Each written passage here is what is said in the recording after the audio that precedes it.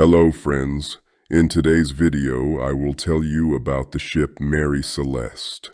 The Mary Celeste, weighing 282 gross tons, was built in 1861 in Nova Scotia by a shipbuilder named Joshua Davis, and at the time she was given the name Amazon. After construction, she was delivered to a shipping company. From her very first voyage until her last, the ship suffered a string of misfortunes, and because of these events, she came to be known as a cursed vessel. Now, step by step, let's go over what happened to this mysterious ship. Her first name was Amazon. Her very first captain was Robert McClellan, the son of one of the ship's owners. But just 9 days after taking command, while on voyage, he died. After him, John Nutting Parker became the captain. On his very first voyage, the ship collided with a fishing vessel and had to return to the shipyard. But while in dry dock, yet another misfortune struck. A fire broke out in the shipyard. After repairs, the vessel set out on her first transatlantic voyage. For the captain, it was a disaster. In the English Channel, the ship collided with another vessel, and the captain lost his position. Strangely, after this string of disasters, the ship experienced over 2 quiet years without any accidents. In that time, she carried large cargoes to the West Indies, Central America, and South America. But in 1867, a storm drove her aground off the coast of Nova Scotia. She was salvaged, but her owners, tired of all these misfortunes, sold the ship for only $1,750 to Richard Haynes of New York. The new owner repaired the vessel, renamed her Mary Celeste, although American records list her as Mary Celeste, and planned to use her for commercial voyages between America and the Adriatic. In 1872, the crew of the Dei Gratia spotted the Mary Celeste adrift at sea. They tried to signal her, but received no reply. They called out, but no one answered. The captain of the Dei Gratia ordered a boat to be lowered, and his men boarded the ship.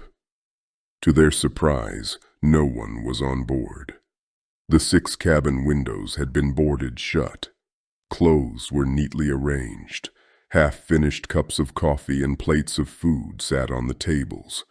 Razors and even an oil can stood upright. Everything suggested life had been suddenly interrupted. There was plenty of food and water. On one cabin table lay a letter beginning with the words, "My dear wife Fanny."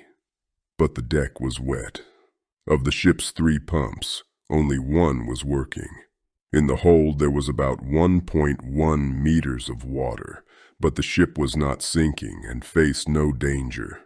Strangely, the captain's logbook, navigation charts, and chronometer were missing. The lifeboat was also gone. In the cargo hold were 1,701 barrels of alcohol, untouched, as well as 6 months' worth of provisions. The crew's belongings were neatly stored. Everything was in order, suggesting it was not a pirate attack. After all, no pirate would leave behind so much alcohol. Yet the crew of the Mary Celeste had vanished without a trace, and no word of them was ever heard again. This derelict ship entered history as one of the greatest unsolved mysteries of the sea.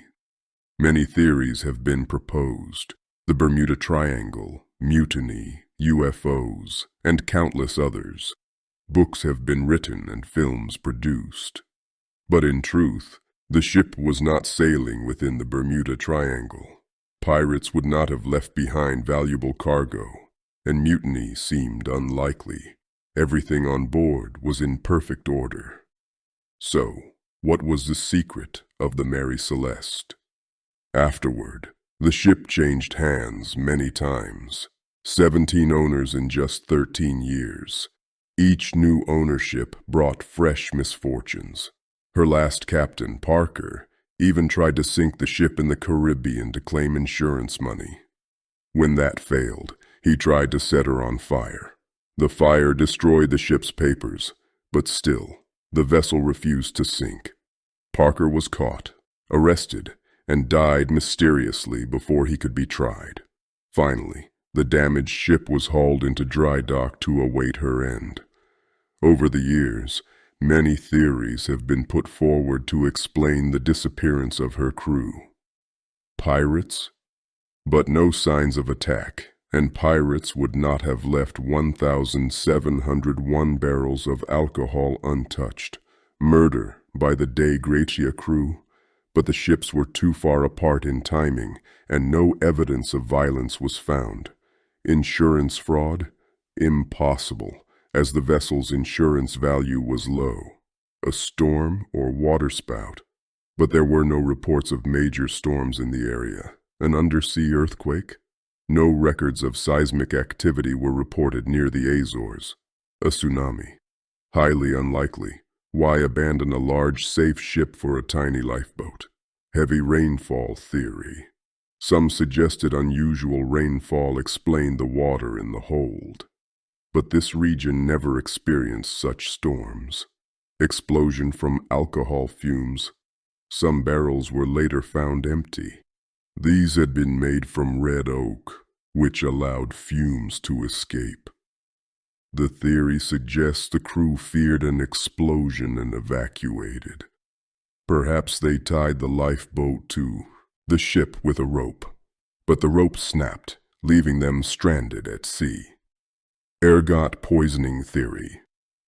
Contaminated flour might have caused hallucinations, but the flour was tested and found normal. Mutiny? No evidence of conflict, and the captain had a good relationship with his crew. Drunkenness? Unlikely, as the captain was very strict about alcohol, and no evidence of violence was found. Early abandonment theory? Perhaps the captain believed the ship was unsafe and decided to head for Santa Maria Island, but they never made it, and so the fate of the Mary Celeste remains a mystery. Friends, this is the story of a ship surrounded by tragedy, theories, and unanswered questions. While preparing this video, I found some theories more convincing than others, but each has contradictions that make it impossible to reach a definite conclusion. So I ask you, which theory do you find the most believable? Or perhaps you have a theory of your own. Share your thoughts in the comments. I'd love to hear them. I hope you enjoyed this video. Thank you very much for watching. Until we meet again in the next video, take care of yourselves, stay healthy, and stay happy. Goodbye.